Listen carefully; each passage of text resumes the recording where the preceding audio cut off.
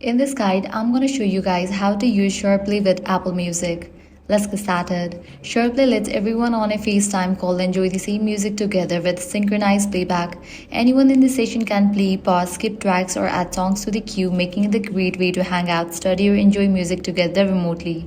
Before you begin, make sure everyone has updated their device to the latest version. For that, launch settings, go to General, go to Software Update. If any updates are available, just update it. Sure, each participant has an active Apple Music subscription if required for the content you want to play. Once everything is up to date, open the FaceTime app and start a call with the friends you want to listen with. While you are on the FaceTime call, minimize the call window and open the Apple Music app. Browse to the song, album, or playlist you would like to play, then tap the play button. When prompted, select SharePlay to share your music with everyone on the FaceTime call. After SharePlay starts, the music will play in sync across all participating devices.